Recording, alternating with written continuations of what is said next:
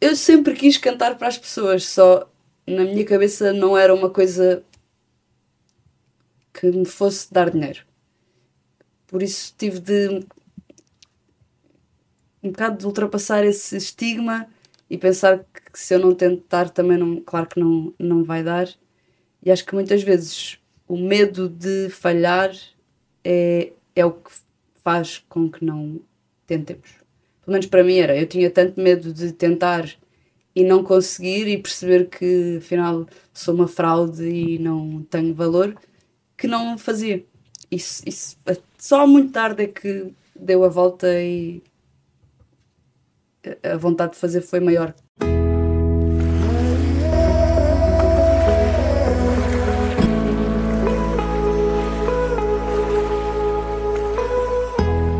A Esperança Atrás do Muro, um podcast de André Filipe Oliveira. Já não tenho 10 anos, eu já não faço planos sem pensar, sem pensar. Há vozes que não nascem para agradar, nascem para dizer, para provocar, para lembrar. A convidada de hoje é uma dessas vozes. A música entrou na sua vida aos 5 anos, através de um piano. Hoje, através de cada canção que escreve, procura ser um espelho da sua verdade e um eco dos tempos onde se fala pouco do que dói e demasiado do que agrada. Num país e num mundo onde os direitos conquistam, aliás, e depois tremem, canta para resistir. Quer apenas ter espaço para ser quem é, sem filtros, numa época de filtros, sem etiquetas ou medos. A voz de hoje é a Inês Marcos Lucas. Bem-vinda. Oh, que lindo. Obrigada. Como estás? Estou um pouco fanhosa, com sinusite e rinite, por causa desta mudança de temperatura, mas estou muito bem, estou muito feliz de estar aqui. Obrigado. E obrigado por teres aceitado aqui o convite. Temos muitos temas para falar.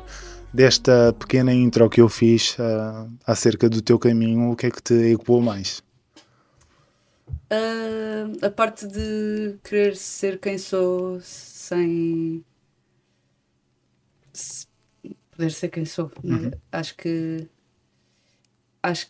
é isso principalmente na minha vida, e acho que foi uma constante na minha vida de eu, mesmo que tenha contrariado por vezes, acabou por ser impossível ser quem sou.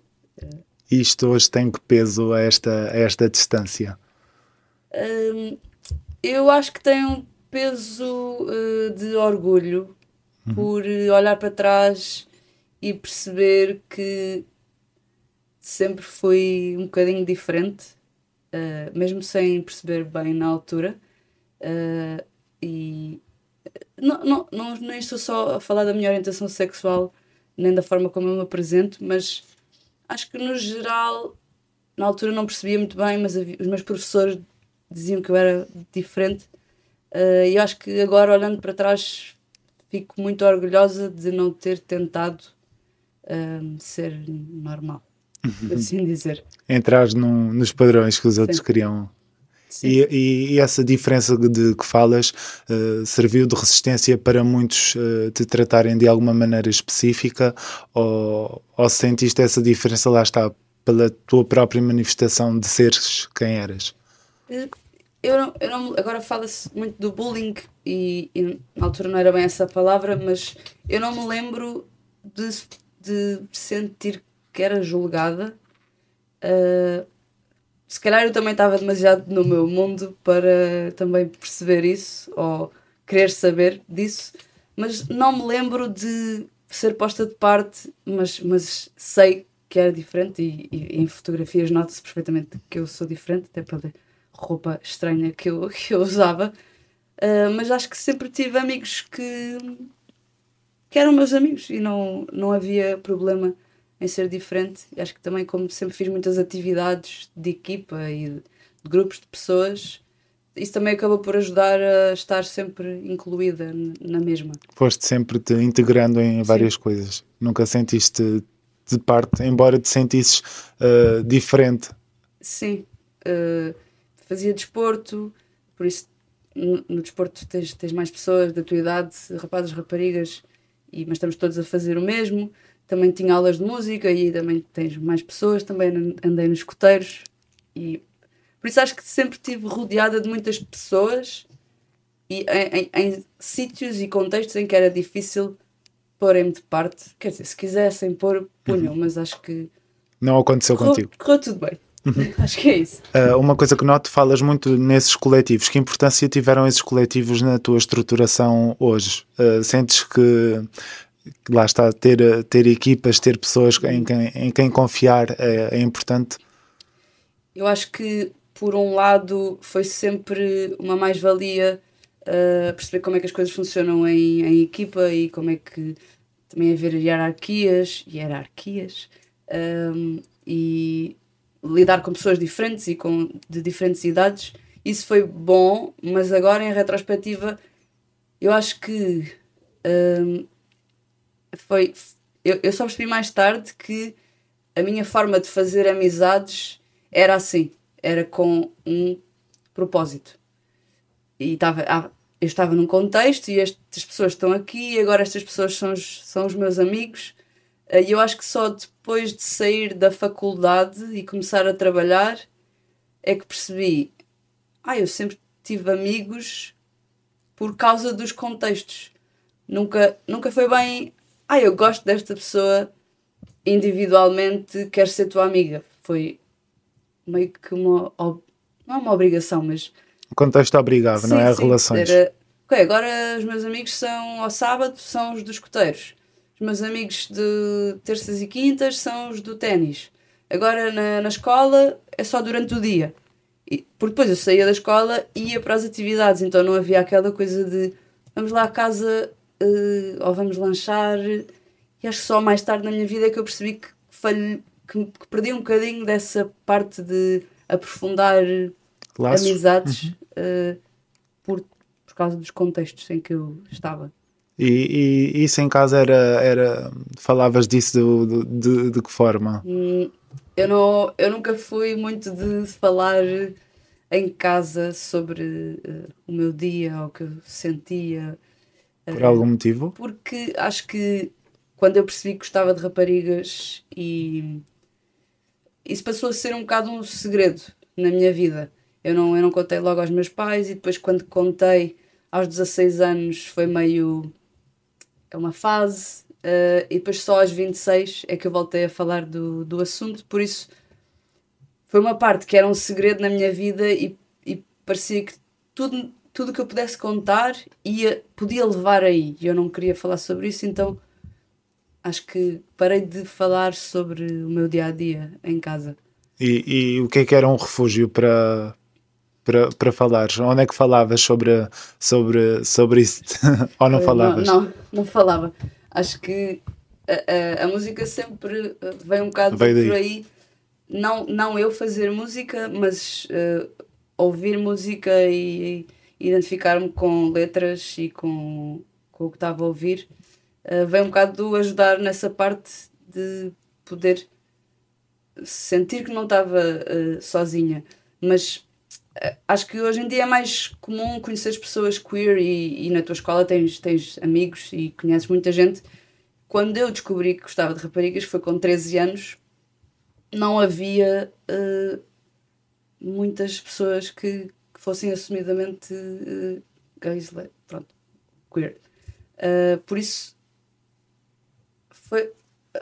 ao longo do tempo fui sentindo que, ok, havia pessoas assim, mas foi quando surgiu o Wi-Fi e dava para falar com as pessoas que não viviam ao meu redor. E aí fui criando laços com pessoas que eu nem sequer conhecia por serem parecidas comigo. Por isso acho que o online veio ajudar nessa parte de construção de identidade? Sim. De alguma forma? De perceber que havia mais raparigas como eu e depois quando entrei no futsal isso então foi uma mudança total na minha cabeça, porque no futsal, é verdade, há muitas raparigas, havia na altura, agora não sei como é que é, mas havia muitas raparigas que gostavam de raparigas e eu entrei numa equipa e foi logo, estas raparigas são como eu e há mais, as das outras equipas também são. só não há na minha escola, só não há no meu meio normal. Mas elas andam aí. E como é que é esse momento de, ok, há mais gente como eu? Ao início é um bocadinho difícil, porque mistura-se um bocado quereres pertencer ou seres de um grupo com a parte amorosa. E eu lembro-me de que com aquela idade estar meio confusa e achar que gostava de todas as raparigas que conhecia, mas eu acho que era uma coisa comum. É uma vivência comum a muitas pessoas. Nós todas estávamos, ok, estas são as únicas pessoas como eu no mundo, então eu acho que me estou a apaixonar. E depois, refletindo, não era nada disso, era só ter um sentimento de pertença e gostar e querer ser amiga dessas pessoas.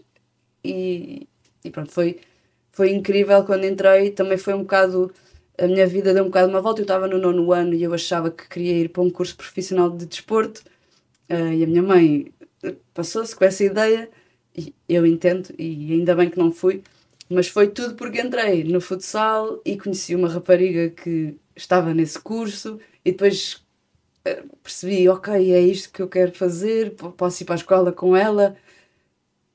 Que histórias de amor, não é? De adolescentes. Nessas fases que também são comuns para esse tipo de vivências. Mas falaste na música há pouco como refúgio para esse lugar onde, pronto, talvez encontravas as palavras que não dizias nas conversas que tinhas nos teus diferentes contextos. Mas como é que entendeste sempre a música como um caminho ou foi sempre algo que tu gostavas de fazer? Não, a música sempre foi um hobby, tal como o desporto. E até muito tarde na minha vida, as duas coisas eram as coisas que eu mais gostava de fazer, mas eram só hobby. E quando eu, no 12º ano, eu estava em artes e tive de escolher um curso, foi muito complicado porque eu já sabia que não queria seguir desporto, também achava que música não era possível, porque eu não queria ir para o conservatório. E na altura não havia muito mais hipóteses, havia jazz, mas não havia estes cursos agora pop e agora há mais oferta. Então para mim foi completamente, não, é impossível eu seguir música, e acabei por ir para um curso de audiovisual e multimédia a pensar que podia aprender a fazer videoclipes. Por isso eu tive muito tempo a fugir da música, mas cá dentro estava sempre a fervilhar. Estava sempre uma vontade de poder fazer música, e ser algo que pudesse viver disso. E fazer na parte de compor, não é? Instrumentais. Sim. E escrever também, foi tudo ao mesmo tempo? Não. Eu até aos 15 anos eu não cantava, porque eu não conseguia cantar as músicas de mulheres, porque a minha voz era mais grave e eu comecei a achar que não sabia cantar por não conseguir cantar daquela maneira, naquele registro. E foi aos 14 anos que eu deixo as aulas de guitarra, começo a aprender músicas do John Mayer no YouTube e começo a querer cantar enquanto toco.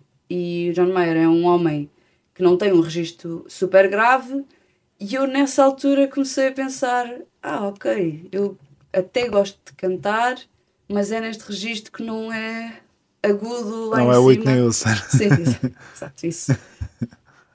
É que essas eram as referências e Beyoncés, e eu não conseguia. Limitava-te a dada altura. Eu achava mesmo, eu não sei cantar. Eu não consigo cantar, pronto, e não era por aí de todo. Então, quando eu começo a querer cantar músicas de homens, começo também a compor, estava tudo ali misturado, guitarra acústica, no YouTube, tutoriais, afinações diferentes. Na altura também havia o Ben Howard, que ele tocava de uma forma mesmo específica e eu começava a aprender as canções dele e a cantar. E acho que isso tudo junto surgiu uma vontade de eu compor, e na altura era em inglês, e só para aí aos 21, 22 é que começo a escrever em português, mas isto tudo na desportiva. Porque gostavas. Sim, não era a pensar que vou lançar as minhas músicas, não havia essa ideia. E partilhavas essa vivência musical nos teus contextos? Sim, eu desde sempre que levava a guitarra. Eu era a miúda da guitarra na escola. Por isso, sim, eu costumava tocar e cantar com os amigos na escola e nos escuteiros. E aos 16 anos comecei a fazer covers para o YouTube, na altura do Paulo Sousa e do Tiago Braga. Portanto, mesmo no início do YouTube português, eu fazia versões. E depois entrei na faculdade e parei um bocado com isso. Mas eu sempre quis cantar para as pessoas, só na minha cabeça não era uma coisa que me fosse dar dinheiro. Por isso tive de um bocado de ultrapassar esse estigma e pensar que se eu não tentar também não, claro que não vai dar. E acho que muitas vezes o medo de falhar é o que faz com que não tentemos. Pelo menos para mim era. Eu tinha tanto medo de tentar e não conseguir e perceber que afinal sou uma fraude e não tenho valor, que não fazia. Isso, só muito tarde é que deu a volta e a vontade de fazer foi maior que o medo de e quando é que começa esse reforço de identidade, eu sou capaz, eu tenho valor, eu não sou só esta ideia que tenho de mim do não sou capaz? Eu acho que isso também veio um bocadinho com a idade, mas também quando eu comecei a namorar com a Raquel, ela sendo atriz, eu não conhecia pessoas do mundo das artes, por isso não conhecia cantores nem atores, nada. Então para mim a realidade da arte era muito... que só alguns é que conseguem e é muito difícil. E quando eu conheci a Raquel, foi ali um clique, a forma de estar dela enquanto atriz e mesmo a motivação dela e o... Então, mas se é isto que tu queres fazer, porque é que não fazes? E isto foi em 2023? 3? Não, 2. 2022 ou 21, olha, eu não sei. Foi assim um ano ainda de Covid. 2021. Foi muito tempo. Foi em 2021, tive ali uma motivação extra que não vinha de mim, vinha de outra pessoa.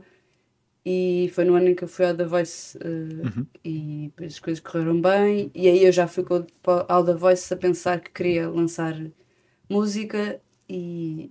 Querias fazer coisas na música, não é? Queria lançar as minhas canções e por isso é que eu fui ao The Voice também para ir buscar um pouco de público e ganhar nome e pronto, e depois a partir daí... Conhecerem-te, não é? De alguma forma. Foi esse o plano e na verdade o plano correu bem. E olha, estou aqui. Foste lançando algumas coisas, falaste no The Voice e eu para preparar aqui a nossa conversa fui reler essa biografia que estava no The Voice e tinhas lá frases curiosas, acredito que muitas se calhar puxadas pela produção, mas coisas como por exemplo, não sou Barbie. Eu acredito que isto seja muito puxado nas conversas de questionários e entrevistas. Mas isso foi da primeira vez que eu fui 2 vezes ao The Voice. A primeira vez foi quando tinha 18 anos e depois a segunda vez já tinha 24, 25. Já estava um pouco mais madura. Dessa primeira vez, eu não fazia ideia o que é que eu estava ali a fazer. E ainda bem que fui, porque, pronto, é experiência, mas levei ali uma sapatada que tive algum tempo a achar que, ok, pronto, não é mesmo isto. Abalou-te? Abalou-me bastante. Também pela idade e por... se calhar fui com uma confiança que não era de todo... Ainda não estavas naquele lugar. Não estava. Por isso, foi bom. E acho que programas de televisão são bons se nós tivermos bem... estrutura? psicologicamente, e se formos um bocado na desportiva. Claro que é uma competição e ninguém vai só na desportiva, mas se formos com muita confiança e não estivermos num sítio mental bom, pode correr mal. E foi a parte boa da segunda vez, foi que já tinhas tinha esse tido background. aquela queda e já estava. Também já estava melhor preparada, já era mais velha, já cantava melhor, já tocava melhor e depois já tinha um apoio diferente, que faz mesmo diferença. Mas como é que olhas para os programas de televisão? Só mais recentemente é que os vencedores tendem a fazer carreiras até, se calhar até à altura do Diogo Pissarra, era mais passado o tipo de pessoas que participavam em talent shows e conseguiam ter de facto uma carreira. Se calhar era a partir dali começou a ser mais regular. Carolina Deslandes, Fernando Daniel, esses nomes assim que hoje têm mais peso. Na altura, que imagens tinhas dos talent shows? Porque, pronto, nem sempre era do artista bem sucedido, não é? Sim, eu via muito os ídolos. Acho que houve ali uma fase em que toda a gente via os ídolos. A altura do Filipe Pinto, e no ano em que ele ganhou. E acho que aí começou a ser... acho que Portugal inteiro, que foi mesmo um tipo morangos com açúcar. Toda a gente sabia o que é que se passava nos ídolos e eu cresci um bocado com essa coisa do programa de televisão é mesmo fixe. E as pessoas ficam famosas. E esta coisa do famoso, quando se é adolescente, tem um peso maior do que devia ter. Do querer fama, e só com a fama é que é possível estar a fazer não dinheiro. Vias a fama como uma consequência e vias como a porta da entrada, não é? Ser cantor é ser famoso, não havia outra. Eu nem sequer pensava que havia músicos, que havia diretores musicais, que havia produtores. Não, era, se eu quero fazer música, eu tenho de ser famosa porque vou ser o Ed Sheeran. Ou, não sei lá. Pronto, o Diogo Pissarra, por exemplo. Mas eu acho que agora, como há todos os anos, acho que aligeirou um bocado a chegada de novas pessoas. É tanta gente com talento, é tanta gente que canta bem, que tem... É muito difícil alguém se destacar hoje em dia. Eu sinto isso. Porque mesmo com o TikTok e com as redes sociais, vem de todos os lados. Talento. Tu só vês talento. E acho que já é difícil alguém que canta muito bem destacar-se. E acho que já não é só isso.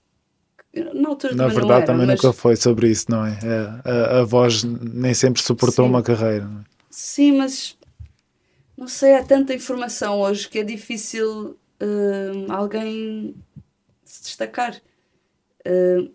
Mas também, ao mesmo tempo, está muito mais acessível a toda a gente de conseguir. E isso é bom.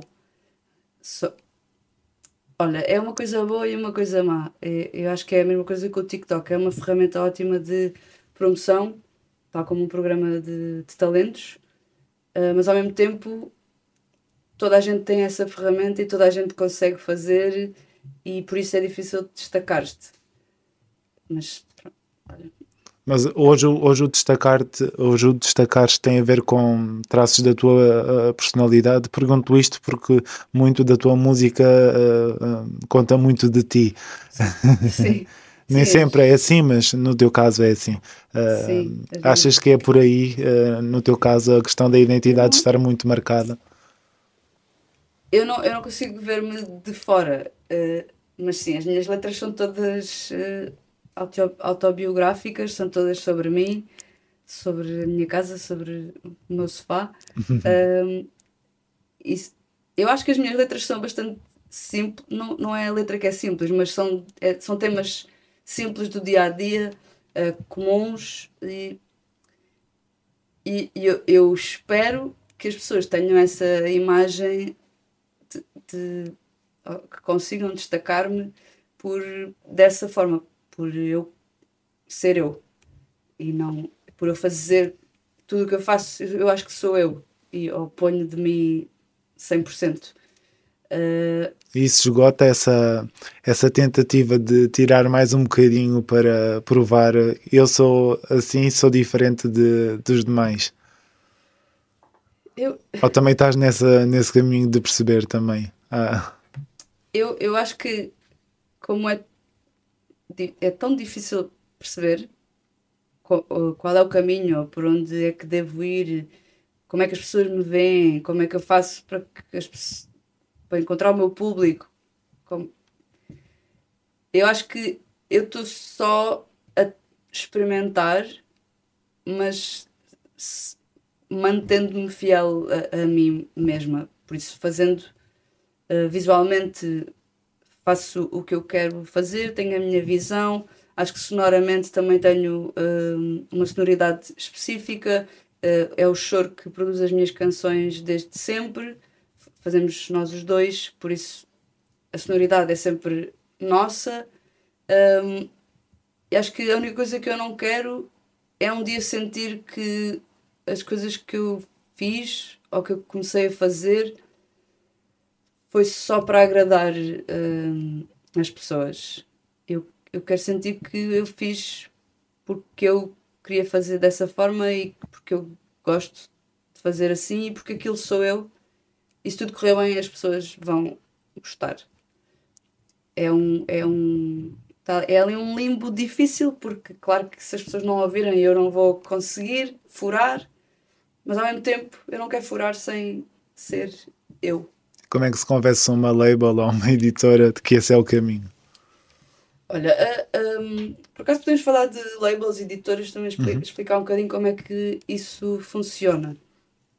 Uma label tem 360 com o artista, por isso investe no artista, o artista não tem de gastar dinheiro nenhum.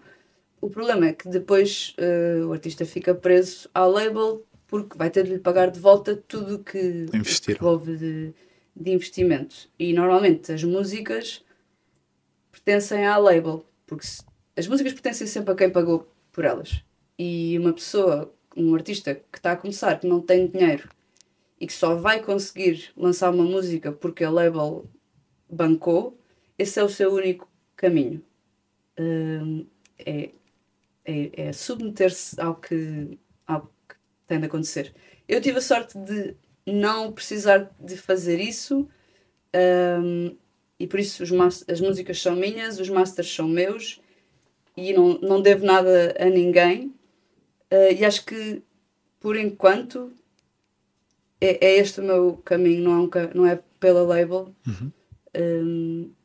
Mas a verdade é que as labels ainda proporcionam outro tipo de estrutura, claro. Não é? Concertos, acesso a playlists. Sim.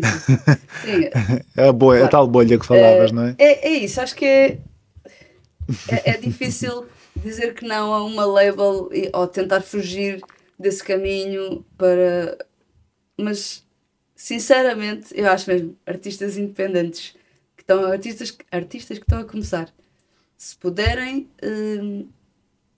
acho que os nossos masters são as coisas mais importantes para mim enquanto artista de música. O master é a coisa mais importante porque há uma coisa que se chama Sociedade Portuguesa de Autores que para todo sempre, enquanto existir, vai gerar dinheiro com o teu master. E se o master pertencer à label, então o retorno é para sempre será para a label. E por isso é que é importante sermos donos dos nossos masters. Agora, claro que uma label te potencia a 100%, porque consegues mais concertos, consegues passar em rádios diferentes, há mais investimento, consegues fazer videoclipes, consegues entrar em playlists, consegues patrocinar, há dinheiro. Se há dinheiro, é mais fácil. Mas pronto, não é preciso desanimar com a questão do dinheiro, mas é difícil. Tu tens feito o caminho diferente. Sim. Os teus próprios videoclipes, com muito cunho pessoal, as tuas próprias músicas, isso lá está, de alguma forma transporta muito da tua identidade, a tua visão, a tua forma como vês a música e acreditas. Como é que é esse confronto entre um sistema que é como tu acabaste de caracterizar tão bem, não definiria melhor, e até servirá de alerta para muita gente que nos ouve certamente. Como é que é esse confronto com o sistema e com a tua forma de ver a música? É difícil, porque é o dinheiro, e o dinheiro é o ponto central de tudo na vida. Claro que o dinheiro não traz a felicidade, mas traz os meios para chegar à felicidade. E na música é isso também. Se uma pessoa tem dinheiro, consegue ir para um estúdio bom, consegue ter um produtor bom, consegue ter promoção boa, consegue entrar numa rádio porque tem uma promoção melhor, consegue se calhar marcar as próprias salas e dar concertos, consegue patrocinar, fazer campanhas de anúncios, e por isso o dinheiro vai levar a pessoa, o artista, a novas pessoas, mas claro que eu não quero pensar que a única solução é o dinheiro, e também não é isso que eu estou a fazer, porque eu não tenho esse tipo de dinheiro também para gastar, e por isso é que eu tenho feito as minhas... não é só por isso, acho que também é uma questão de visão e de ter a minha... eu sei o que é que eu quero fazer, e se tenho as capacidades vou receias, fazer. E receias as tais prisões que a indústria nos vão revelando assim a passos largos, de vez em quando, de forma muito bruta para os artistas, não é? Sim, e acho que também é uma questão de que dinheiro é que compensa gastar. O que é mesmo necessário? É gastar 10 mil num videoclipe, que se calhar vai ter 2.000 views e não vai acrescentar grande coisa, ou é investir em promoção, e é essa promoção que vai pôr as canções na rádio, que me leva à televisão para tocar, artigos. Acho que é saber pesar o que é indispensável e o que é dispensável e o que é que eu posso fazer por mim. E acho que também ter as pessoas certas ao teu lado, que também não te vão obrigar a fazer mais do que devias estar a fazer. E neste caso tenho que falar outra vez do Choro, que é o meu produtor, que ele é sem dúvida o meu braço direito nisto da música, e eu acho que eu não estaria a fazer música da forma que estou, o tipo de sonoridade, mesmo os nossos concertos, como soa para fora, claro que não vou dizer que é 100% graças a ele, mas eu acho que ele tem mais peso nisso do que eu própria, no tipo de qualidade que ele é muito perfeccionista a nível sonoro, e eu não teria esse conhecimento e essa capacidade de pensar tão acima de mim. E a importância de ter um braço direito, esquerdo. Sim, é mesmo essas pessoas. importante. Mas também percebi que, entrando neste mundo, há muita gente há muitos produtores, há muitos músicos, há muitos artistas que todos estão a começar, ou todos estão mais ou menos ali no mesmo meio, e todos se querem ajudar uns aos outros, e não é preciso estar numa label e investirem em ti. Se calhar, às vezes é só nas redes sociais mandar uma mensagem, ou tentar participar em coisas, conhecer pessoas do meio, pessoas jovens, e tentar ir furando e fazendo amizade, e fazer amizade leva a coisas boas e bonitas. Vai-se fazendo esse caminho, embora a custo. E tu este ano tiveste uma decisão difícil, se calhar já foi o ano passado, e eu aqui os timings. Foi este ano. O facto de despedires do teu próprio trabalho para viveres da música. Como é que está essa decisão a estes meses de distância? Olha, eu deixei de trabalhar em junho, por isso eu despedi-me aí uns 2 meses antes, mas na verdade, quando o ano começou, aqueles desejos de passagem de ano, eu já sabia que me queria despedir em 2025, e foi ali tentar ganhar coragem e pronto, e despedi-me, e em junho parecia que estava de férias, por isso não senti logo que me tinha despedido. Foi ok, agora estou aqui na praia e agora vou de viagem e estou de férias. Estavas ocupada, não é? Estava. E em setembro é que me caiu a ficha, ok, agora não tenho uma rotina, não tenho um trabalho das 9 às 6, não tenho de ir para o escritório, vou lançar o EP no fim de outubro. Ok, setembro é para preparar o lançamento. E é uma fase bastante... Não é ingrata, porque para mim eu gosto muito da fase de pensar no conceito e fazer os conteúdos, mas é uma fase que não paga, não é? Ser Independente. não. Lá está, há labels até que dão uma mensalidade ao artista, mas no meu caso eu estava só mesmo sem receber, e é difícil.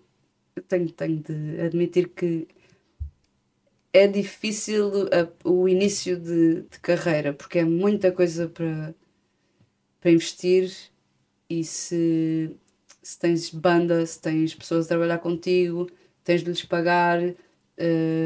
Num concerto só o que sobra que é do artista, e muitas vezes não sobra grande coisa, e por isso é um bocado ingrato, mas eu ainda estou 100% confiante de que foi a coisa certa, Decisão. porque consigo estar com a cabeça completamente focada nisto, e tudo na minha vida é para isto. Não tenho de pensar que tenho de entregar aquela proposta para o cliente e ao mesmo tempo pensar que depois das 6 posso ir para o estúdio. Não, agora estou completamente...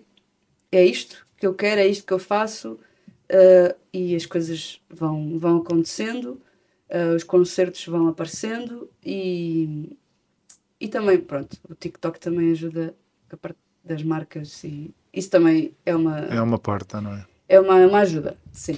Aliás, falaste no TikTok já algumas vezes e foi por aí que eu cruzei com o teu trabalho, e depois mais recentemente aqui no Festival da Canção, que também serviu de montra para outras pessoas te conhecerem. A forma como tens utilizado o TikTok inicialmente foi com alguma estratégia muito definida? Foste apalpando o terreno? Como é que foste fazendo essas pisadas? Acho que eu entrei no TikTok ainda no Covid, mas na altura eu fazia vídeos de roupa, mas era só... Eu punha a gravar, afastava-me do ecrã, mostrava a roupa e desligava. Acho que na altura ainda nem... O TikTok não estava assim como está agora em Portugal, ainda era muito das dancinhas. E nessa altura eu já fazia os vídeos de looks, mas muito assim, um vídeo por semana, depois um vídeo, passava um mês, depois punha outro. E só quando... E mesmo depois de começar a lançar música, eu não via o TikTok como uma ferramenta de promoção. Só quando comecei a ver outros artistas estrangeiros e bandas e coisas que estavam a correr bem, e o algoritmo também me começou a mostrar as coisas deles, é que eu percebi... se calhar o meu foco no TikTok podia ser de promoção da música que eu faço e não tanto de vídeos da roupa. Então foi exatamente há um ano que eu lancei uma canção chamada Curto Circuito, e aí foi meio teste. Eu vou usar esta música como teste e vou postar todos os dias e vou tentar promover a canção, e depois, por causa disso, comecei a ganhar gosto de fazer os vídeos, comecei a falar mais, começou a ser uma coisa mais espontânea, não tanto só a música, mas ao mesmo tempo dava para incluir a música, e depois houve ali um boom depois do Natal com o café. E aí foi meio... as pessoas gostam de me ouvir falar, isto não tem nada a ver com música, também não é porque estou a fazer o café, acho que é porque gostam da minha forma de falar. E isso aí deu-me um boost de... ok, afinal é a minha personalidade, não é só a música ou só a roupa. E depois veio o Festival da Canção e foi ótimo, porque foi tudo encadeado. Encaixou, não é? De alguma forma. Encadeado. E lá está, o TikTok em específico para o Festival da Canção, tu também foste, como foi faseado também essa presença de anunciarem os compositores e depois... Em novembro, acho eu. Neste caso, tu candidataste por ti própria. E depois soubeste que tinhas sido uma dessas selecionadas e depois neste caso anunciaste que serias a própria intérprete da tua canção. Pronto, o TikTok também ajudou a preparar a roupa para a atuação, tudo isso, todo esse caminho. Essa canção, tu hoje, como é que olhas para ela? Com orgulho? Sim. Eu acho que é um bocado agridoce a passagem pelo festival, mas acho que na altura fiquei um bocadinho triste porque não correu tão bem quanto eu esperava. O que é que era correr bem? Eu queria ter ido à final.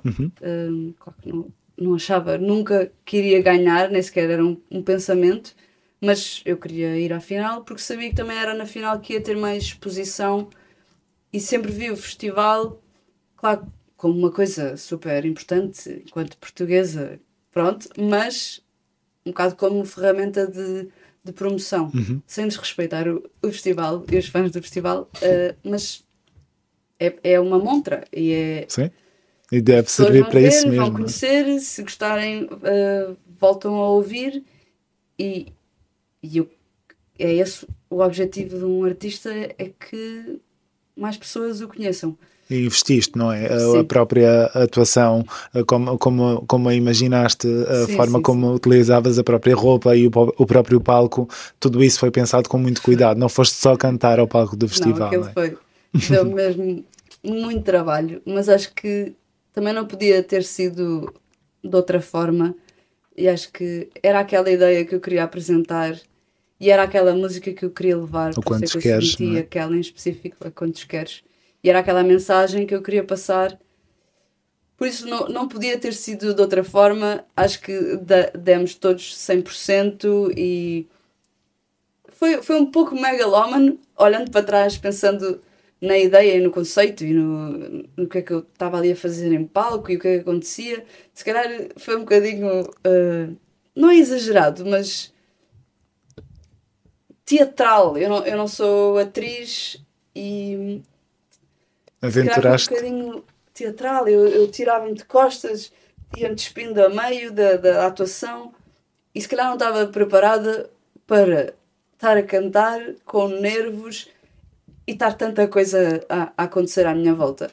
Mas sentiste a necessidade de colocar todas essas questões em palco, porque a Eurovisão, o próprio festival, a Eurovisão depois, quando os países todos se juntam, levam-nos para esse universo de quanto mais atrativo, ou foi uma coisa mesmo por ti? Foi um bocado dos dois. Eu sabia que a minha canção não era super eurovisiva, em termos de energia. O que isso queria dizer, não é? Sim, tendo em conta o mais comum costuma passar por lá. Eu sabia, mas também ao mesmo tempo que a atuação poderia ser. Mas não foi só por isso que fiz aquilo daquela forma, e foi muito pelo que eu queria passar, e a cena do vestido, e tirar o vestido e passar pelos dois géneros, género feminino, masculino e depois mais andrógeno no final, e eu sabia que era essa a mensagem que eu queria passar. A forma como fizemos foi assim... Querias falar sobre o papéis de género, tanto na música como na atuação visual?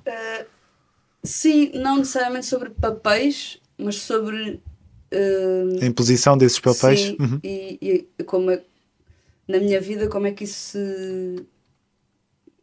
foi acontecendo e o que é que eu fui sentindo e que não podia vestir aquilo e que aquilo era de menino e que isto é que é de menina e o rosa e o azul e todo esse universo do que é de menina e o que é de menino sempre me fez muita confusão e sempre questionei muito e acho que só agora é que também tenho não é coragem, mas estou bem comigo o suficiente para conseguir tentar falar sobre isso e passar essa mensagem e não é combater, porque eu acho que não combato, mas estar confortável comigo e fazer com que as pessoas também estejam confortáveis com o que são.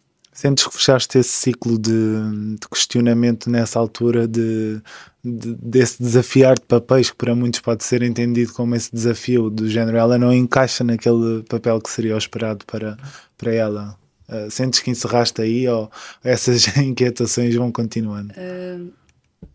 Eu acho que não são, agora já não são inquietações, são só verdades. Na altura eu nunca.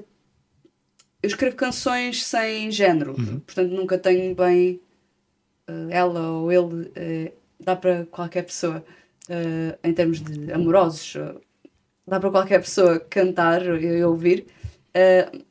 E mesmo esta, Quantos Queres, não tem muitas metáforas e eu passo a mensagem de uma forma muito rebuscada. Quer dizer, pode não ser rebuscada para quem já souber sobre o que é a letra, mas não é super óbvia. E eu nunca tentei ser super óbvia, nem nunca falei muito sobre gostar de mulheres, ou nunca falei muito sobre esse tema. E acho que também não sinto imensa necessidade de falar sobre isso, porque acho que é o que é e é normal. E, Queres existir como és, não é? sim, e já não estamos. Acho que não estamos numa fase de estar a ter um coming out por gostar de mulheres. Acho que. Não te faz sentido esse lugar? Não, mas muito tempo da minha vida eu achava que eu tinha de fazer um coming out. E esta canção foi meio que um coming out, mas sem ser. Sem essa pressão, ser não é? Chapado, olha, estou aqui e sou assim. Foi só.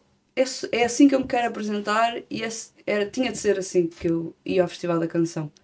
E para ir, eu já tinha pensado em ir, mas não tinha tido uma canção que quisesse levar.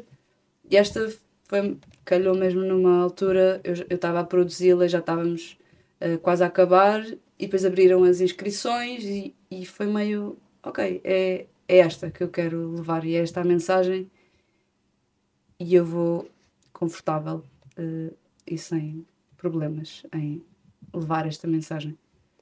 E agora, no mês de outubro, 30 dias, 30 fotos, onde revisitas muitos destes momentos que temos vindo aqui a falar ao longo destes minutos. Como é que foi fazer essa procura por essas imagens desses teus eus?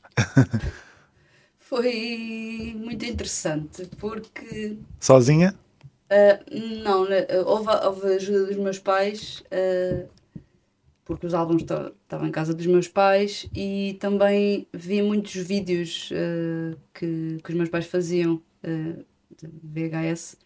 Vi muitos dos meus vídeos em criança e como o EP, eu demorei algum tempo a chegar ao conceito do EP.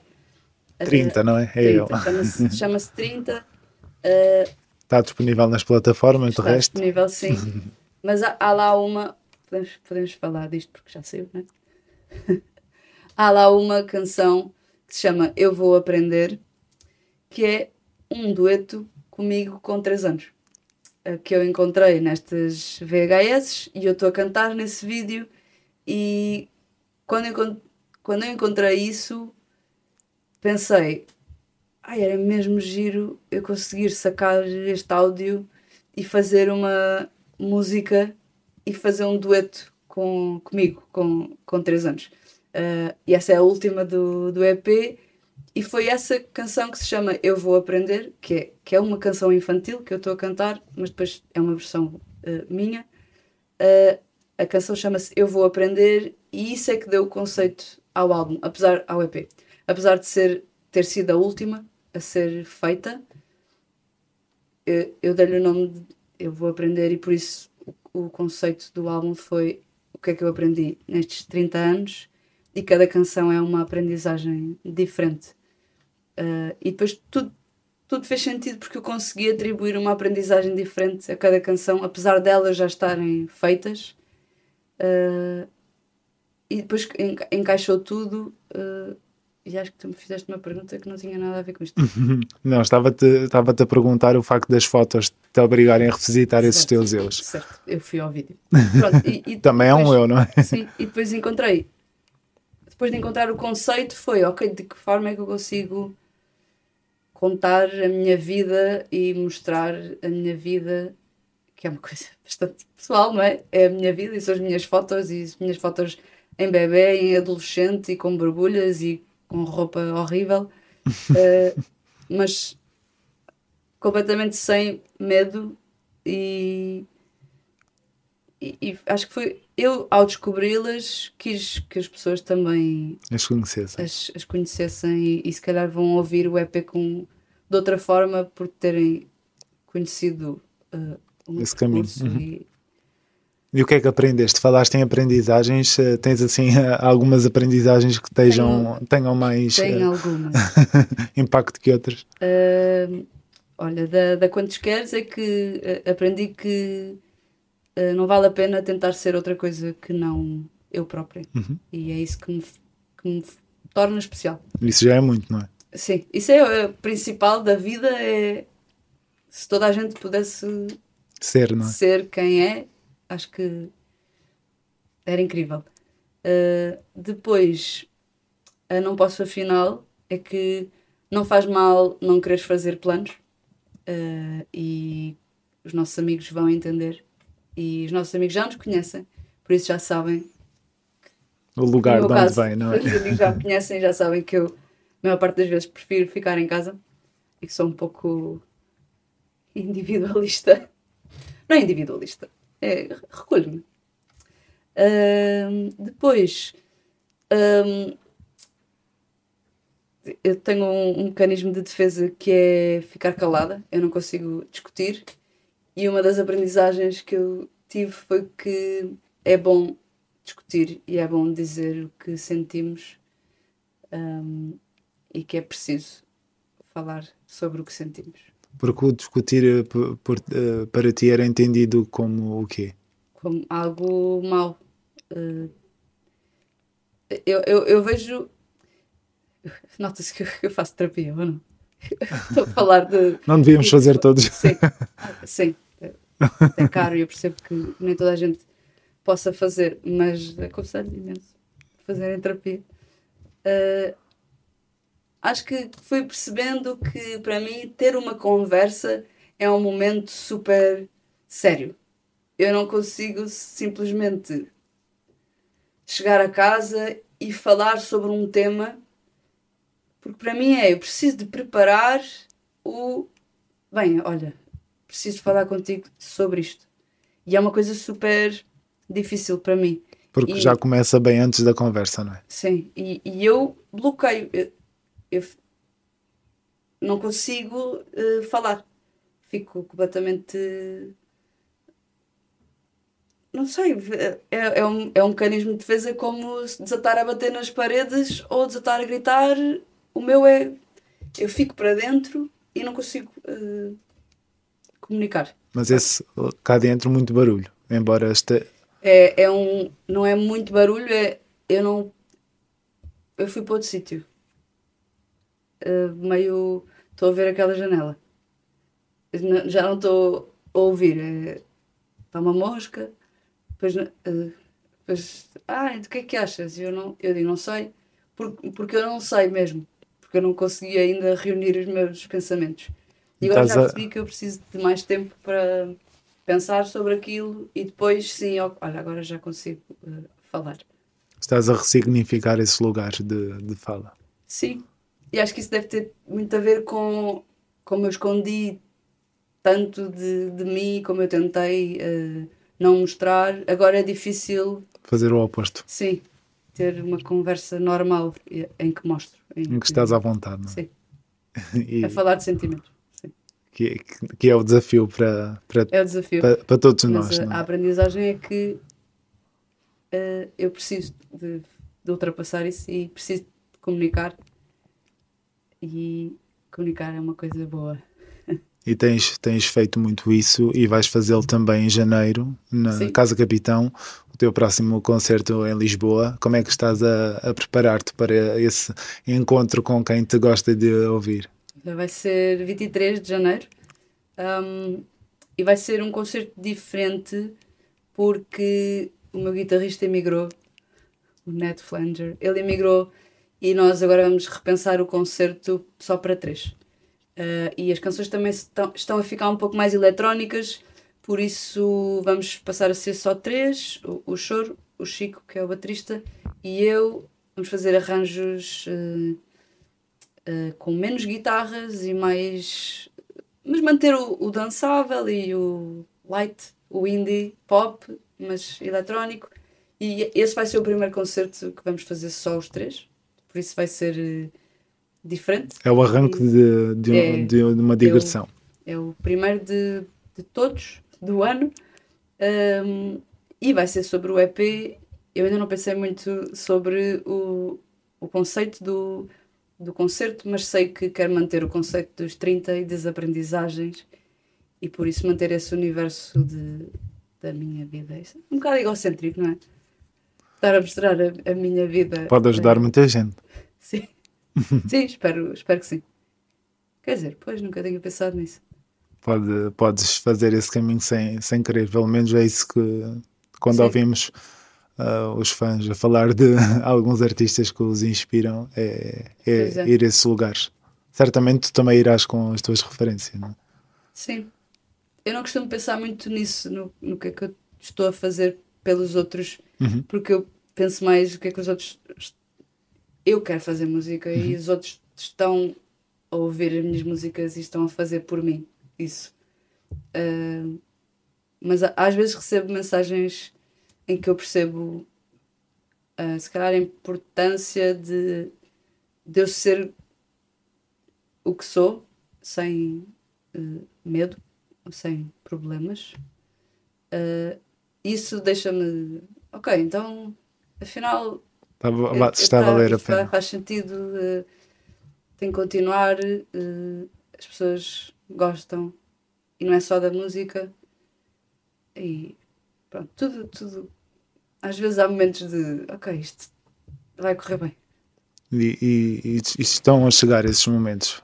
Estão a somar-se. Sim, na altura do Festival da Canção foi mesmo o pico de... Eu recebi mesmo muitas mensagens de mães, de filhos, de filhas, a agradecer a música, a agradecer aquela letra, miúdas novas a dizer que vão contar aos pais, ou que já contaram e não correu muito bem, ou que contaram e correu bem, mensagens das mães a agradecer. Às vezes recebo mensagens de pessoas... Eu e a Raquel não fazemos os vídeos completamente normais, mas acho que isso é o que faz com que as pessoas vejam que é normal e que se sintam que se calhar é possível ter uma vida normal enquanto homossexuais, que é completamente possível, mas se calhar não há muita gente a mostrar. Não sei. E que bom estás a normalizar esta palavra num lugar onde nem sempre esta palavra foi recebida com este cunho que estás a dar, com esta naturalidade que é o que se espera que todos possamos viver com tranquilidade. Sim. Sim. As pessoas acho que ainda têm um bocadinho medo de mostrar e de... Mas há pouca gente que está out. E há muito mais gente que não está alto, mas que... Precisamos de abrir. Sim, quer dizer, cada um tem o cada um fará o seu caminho, tem o não é? seu percurso e o seu ritmo e e nada contra. As pessoas não têm de mostrar, mas se eu mostro e isso ajuda as pessoas, então ok, então eu não me importo. Para mim é normal. E já começa a valer a pena. Sim. Chegámos aqui ao fim do nosso tempo, para lá daquilo que eu tinha prometido, mas eu creio que não faz mal. Eu termino sempre o podcast pedindo à pessoa convidada que reflita sobre o nome do podcast, A Esperança Atrás do Muro, e eu gostava muito de ouvir a tua reflexão. Então, A Esperança Atrás do Muro. Tinhas-me dito para eu pensar? Eu não pensei, estive sempre a falar, não pensei. Mas eu acho que a arte é a esperança atrás do muro, porque eu acho que através da arte as pessoas podem ser 100% elas, sem medo, e mostrar o que quiserem mostrar, e as pessoas vão receber aquilo um bocado sem filtros. Eu acho que a arte é das únicas coisas que faz isso, e por isso é que eu acho que a arte é a esperança atrás do muro. Muito obrigado. Obrigada.